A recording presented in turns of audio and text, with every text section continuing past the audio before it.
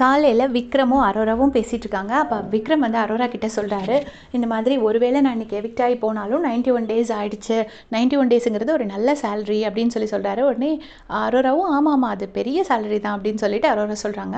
சொன்ன உடனே விக்ரம் சொல்கிறாரு, எனக்கு பிரச்சனை கிடையாது, ஆனால் என்ன ஒரே ஒரு வருத்தம்னா சில பேர்லாம் இங்கே இருக்கும்போது நான் போகிறேனேங்கிறது தான் அப்படின்னு சொல்லிட்டு சொல்கிறாரு. சொன்ன உடனே ஆமான்னு சொல்லிட்டு அப்புறம் அது அரோரா தான் அப்படின்னு சொல்லிட்டு அரோராவை டீஸ் பண்ணுறாரு. அதுக்கப்புறமா என்ன சொல்கிறாங்கன்னா, நான் வந்து என்னோடய கரியரை வந்து பெருசாக்கிறதுக்காக மட்டும்தான் நான் இங்கே வந்தேன்.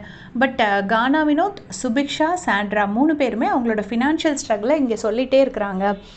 கானா வினோத் என்ன சொல்கிறாருன்னா, இனிமேல் தான் அவர் லைஃபே ஸ்டார்ட் பண்ணணும்னு சொல்கிறாரு. சுபிக்ஷா வந்து என்ன சொல்கிறாங்கன்னா, அவங்க கிராமத்தையே சரி பண்ண போகிறேன்னு சொல்கிறான். சாண்ட்ரா வந்து நிறைய கடன்லாம் அடிக்கணும்னு வந்திருக்கேன் அப்படின்னு சொல்கிறாங்க. ஸோ 3 பேரும் இதை அடிக்கடி மக்கள் மனசில் பதிய வச்சுக்கிட்டே இருக்கிறாங்க.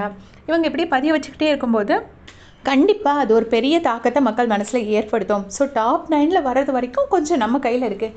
இனிமேல் இருக்கிறதெல்லாம் மக்கள் கையில் தான் இருக்குது. ஒருவேளை நான் அன்றைக்கி திவ்யா கிட்ட கோவப்பட்டதை சொல்கிறாரு.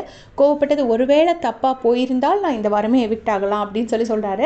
அவருக்கு ரொம்ப எவிக்ஷன் பயம் வந்துருச்சு போல இருக்குது. ஸோ அதனால் அதை சொல்கிறாரு. அப்புறம் அரோரா கிட்ட என்ன சொல்கிறாருன்னா, ஆனால் நீ வந்து அந்த மாதிரிலாம் சிம்பத்தி க்ரியேட் பண்ணல, நீ சொல்கிற இந்த மாதிரி நான் படிக்கிறதுக்காக தான் வந்து பிக் பாஸ் வீட்டுக்கு வந்தேன், இந்த பணத்தை வச்சு படிக்க தான் போகிறேன், ஃபாரினுக்கு ஹையர் ஸ்டடீஸ் பண்ண போகணுன்னு அரோரா சொல்லியிருப்பாங்க போல இருக்குது. அதை வந்து சொல்கிறாரு. அதுக்கப்புறம் ஆனாலும் நீ 91 டேஸ் வந்ததெல்லாம் பெரிய அதிர்ச்சி தான் அப்படின்னோடனே அரோரா சொல்கிறாங்க, ஆமாம் அது எனக்கே அதிர்ச்சி தானே, எனக்கு வந்து அது ரொம்ப பிடிக்கும். அரோரா எப்போ யார் சொன்னாலுமே அது ரொம்ப ஸ்வீட்டாக எடுத்துப்பாங்க, அது ரொம்ப ஃபன்னாக ஸ்போர்ட்டிவாக எடுத்துப்பாங்க, கோவப்படவே மாட்டாங்க.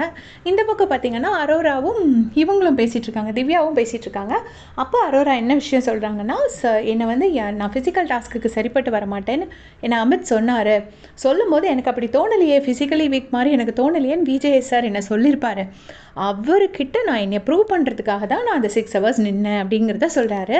ஆல்ரெடி பார்த்திங்கன்னா அரோராவுக்கு வந்து ஏதோ இங்கே அந்த எப்பிலேட்டர் வச்சு இங்கே ஏதோ கன்னத்தில் இருக்கிற முடி ஏதோ எடுக்க ட்ரை பண்ணியிருப்பாங்க போல். எடுக்கும்போது லேசாக ஸ்க்ராட்ச் ஆகி டாக்டர் என்ன சொல்லியிருக்காங்கன்னா, எந்த க்ரீமும் போடக்கூடாது அப்படின்னு சொல்லிட்டாங்க போல இருக்குது. ஸோ அதை சொல்லிவிட்டு அரோரா என்ன சொல்கிறாங்கன்னா, யாரோ எனக்கு சூனியம் வச்சுட்டாங்க, சும்மா ஃபன்னாக சொல்கிறாங்க, யாரோ எனக்கு சூனியம் வச்சுட்டாங்க போல இருக்குது அப்படின்னு சொல்லி திவ்யா கிட்ட சொல்லி சிரிச்சிட்ருக்காங்க. அப்புறம் இந்த கை வலிக்கு வந்து டாக்டர் கையை அசைச்சு விடணும் அப்படின்னு சொன்னாருன்னு சொல்கிறாங்க. அப்போ திவ்யா சொல்கிறாங்க, ஏண்டி அதை நான் சொன்னால் நீ கேட்க மாட்டா, இதை டாக்டர் சொன்னால் நீ வந்து அது என்கிட்டயே சொல்லுவேன், நானும் உங்ககிட்ட அப்படி தானே சொன்னேன், கை வலிக்குதுன்னு லேசாக அசைக்கணும் அப்படின்னு.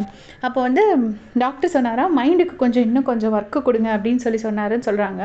அதுக்கு திவ்யா சொல்கிறாங்க, நீ மைண்டெல்லாம் ஒர்க்கு கொடுக்க வேண்டாம், முதல்ல அவன் கை காலுக்கு ஒழுங்காக ஒர்க்கு கொடுத்து கொஞ்சம் வேலை பாரு சோம்பேறி அப்படின்னு சிரிச்சிட்ருக்காங்க. ஸோ இதே மாதிரி அப்படி செஞ்சுக்க சேனல் சப்ஸ்கிரைப் பண்ணிக்கோங்க. தேங்க்ஸ் ஃபார் வாட்சிங்.